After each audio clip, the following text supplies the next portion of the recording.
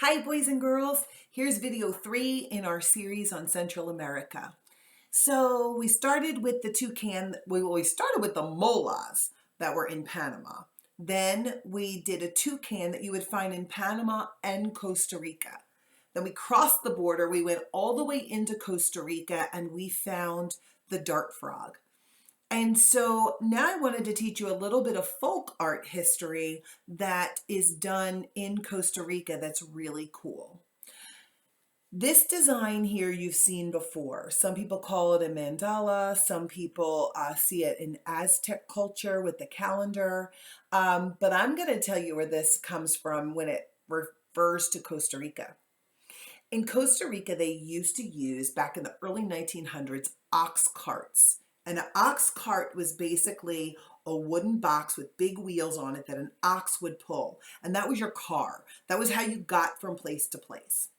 When the early settlers got to Costa Rica, the English settlers, they had wheels that had spokes on them. So if you think of like Old West big wagon wheels that have spokes on them, or like a bike, how a bike has spokes on the wheels. The problem was those wheels didn't hold up in Costa Rica.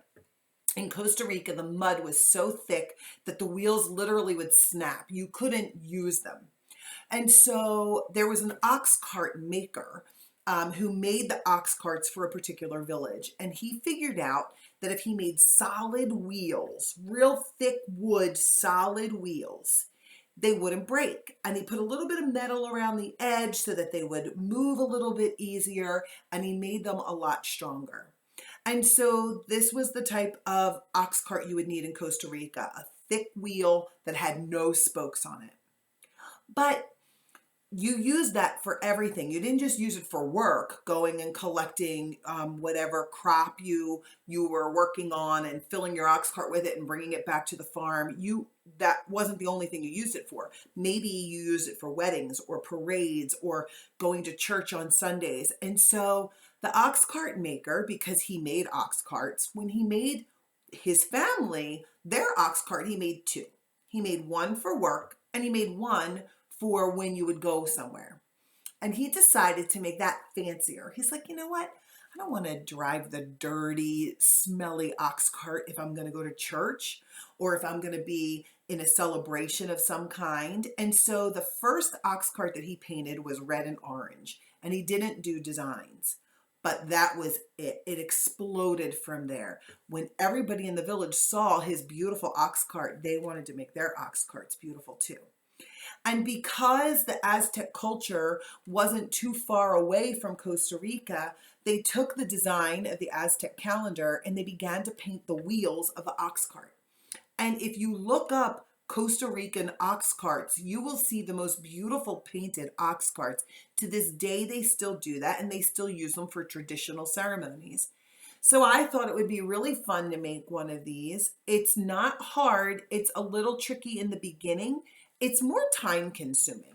So this is the kind of project that's going to take you a while to do. So set some time aside because you can make tons of these in all different designs. You can cut them out. You can glue them onto construction paper. They're really easy to do. So let me tell you what materials we're going to need for today. Weirdly, you're going to need a plate, and the plate should fit on your paper like this. If it's too big for your paper, you can't use it. So make sure that it fits inside your paper. So you're going to need a plate for tracing, just a regular plate from your cabinet. And you're going to need a book. And I'll explain what the book is for in a minute. But first, we're going to start by tracing your circle. Because it's going to be really hard for me to trace it with the paper up, I'm actually going to, I have another piece of paper here, you can't see it, and I'm going to trace that piece of paper. I forgot. Pencil, you're going to need a pencil. Markers if you have them, crayons if you have them. And you could do yours in black and white. It doesn't have to be in color. And like I said, you can use anything you can draw on that your parents say is okay. So I'm going to take out my black marker so that you can see how I get started. And I'm going to carefully trace around my plate Oops. Sorry guys, got a little stuck. And now I'm going to take my plate off and I can hang this up so that you can see it. So this one's actually a little bigger than this one because I'm using a different plate than I used for my sample. So I'm going to hang this up like this. So now this is where the book comes in. The book is for making your lines. We have to divide this into a pizza. If you have a ruler, you can use a ruler and you can measure across and find the middle of your circle and put a dot. Now, some of you don't have rulers at home. So what I would do is I would look at it. So I'm looking at it in the camera and I think my middle is right here. So I'm going to put a dot right where I think my middle is. That actually might be a little tall. I think I'm going to move it over here. Move it right there. There's my middle. So I'm going to turn it this way. There you go. So you see better. So that's my middle. Once I find the middle, I'm going to line my book up along the middle and I'm going to draw lines. I'm going to stand up so you can see what I'm going to do. I have to hold my book and I'm going to draw my first line coming across like that. Oh, I should have done it in marker because you can't see it. Let's try it again. So I'm going to line my book back up. I'm going to use my marker. You can use a pencil. And that is my first line going across. Basically, we're going to turn this into a pizza pie, right? So you know my song from my dad when he made pizzas, right? So my dad, Papa Pia Pizzeria. You guys all know that. And then I'm going to turn my book and I'm going to make a plus sign as best I can and as even as I can. Oops. There we go. So now I have a plus sign. So in order to make it, so that's got 4 sections, but I want 8 sections. So now I have to make an X. So I'm going to take my book and I'm going to line it up just like this.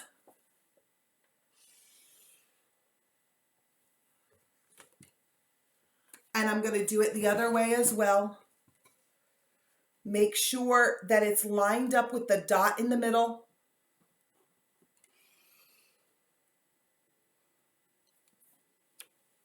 Oops, that was a little off, but mine's a little off. So if mine's a little off, yours can be a little off. In the center, I'm going to draw a circle because this is the part, and you can actually color it in. The center of the ox wheel is where the bolt would go to hold the wheel on, and you needed a big bolt. So the center is always going to be dark, but you could design the center any way you wish. So the way that I figured out how to do it was in each triangle, I did the same thing. And I started from the center working out. So on this one, I'm going to make mine into a flower in the middle. You could make it, actually, I'm going to change it. Each one, I'm going to do a round petal, spiky petal, round petal, spiky petal. Ooh, round petal, spiky petal, round petal. So it doesn't have to be, oh, and there's one in the middle, isn't there? Yep, spiky petal. There we go. So now I have my center design.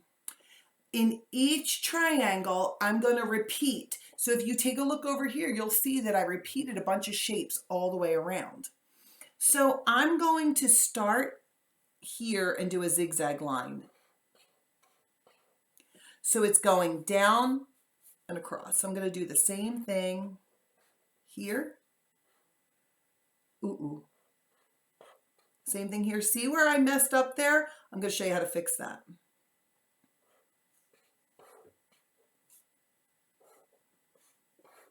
It's kind of hard for me to do because I'm doing it on an angle so that you can see. But one thing I want you to know, see how mine is not perfect and it kind of goes ziggy-zaggy? In folk art, it's never perfect. Sometimes some folk artists will take the time to make it absolutely perfect. Mine is not going to look perfect and I'm okay with that.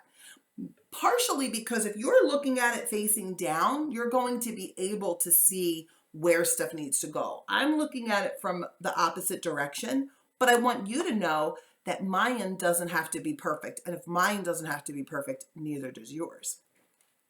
I want to add something to this zigzag line, and I'm going to go ahead and I'm going to double it so that I can make it almost look like a starburst in a way.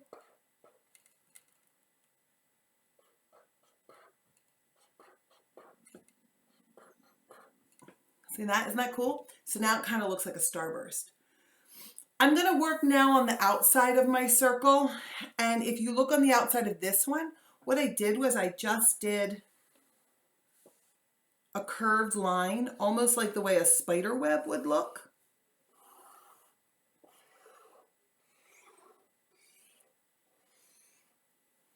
And so now I have a design that matches all the way around the outside.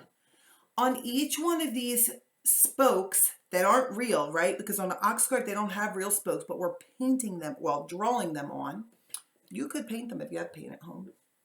I would like to make mine, I did diamonds on this one. I think I would like to do bumpy ones this time. And I'm going to do that on each spoke. Why am I doing it on each spoke? Can anybody tell me? Let's see. Kapora, do you know why I'm doing it on every spoke? Because if I did it here, I have to do it here in order for it to match. So we're going to make sure it matches all the way around.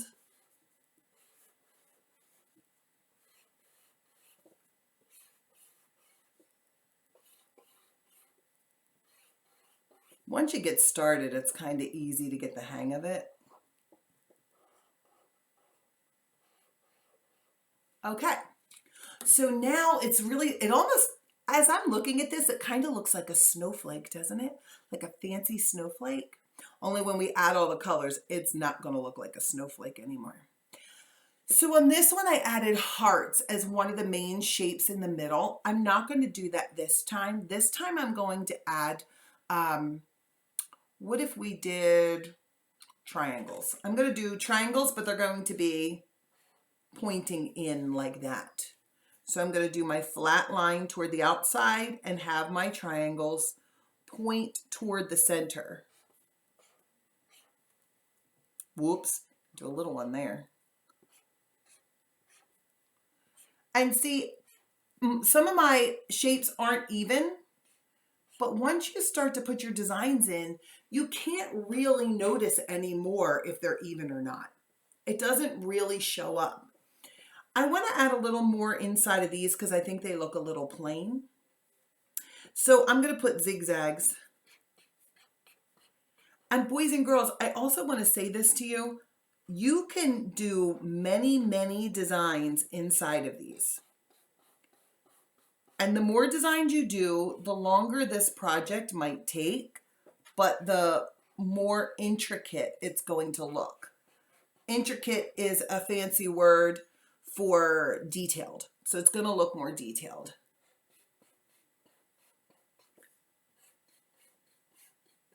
There. So now I really have some cool designs. I could add more if I really want to get really fancy. I could put a circle inside each one of these. Whoa, that's a little one, little one, little one. I could, oh, I missed one, little one. I could, maybe I'll stop because I think I would, well, I think I would like to do this and then I'll stop because it will be really hard to color in this whole thing. But that's okay because we have a lot of time. And if you're doing your math, finish your math first and you could go back to this. You could start this, do other work, and then go back to it, right? It's really important that you guys get to do art and get to have a good time, but it's also really important that you get your other schoolwork done. So we want to do it all together. If you are allowed, you can ask your parents to help you look up ox carts in Costa Rica. so that you can see how beautiful they really are. Unfortunately, I'm not that technical yet to figure out how to put the picture up for you to see. But if you have the internet at home and a parent who lets you go on, you can ask them. I'm going to write the words up here. Ox, O-X, cart. And it's Costa Rica.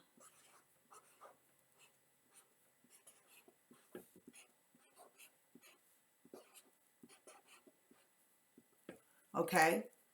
Ox cart in Costa Rica. So you can go ahead and look those up if you're allowed. And so now, after this, you can go ahead and start to design with color. If you notice on this one, all of the colors stayed the same in each one. So every diamond is red. The colors that were used in the early ox carts, there was a lot of red and there was a lot of orange. But I also saw a lot of blue and a lot of green. So you can go ahead and fill this in and color it whichever way you like. Sometimes you can outline with a color and then color in with a crayon. I'm going to show you really quick how to do that, and then I'm going to sign off on this video because it's a little long. So I could outline with a marker and then take that red crayon that I just outlined and color it in with crayon, and it makes for really nice shading. Right? Do you see that? So you could do that as well. So I'm looking forward to seeing these. So you can certainly have your parents text your images to me, or you could put them on Facebook because I would really love to see them. So I hope you enjoy making a Costa Rican ox cart. Have a great day, guys.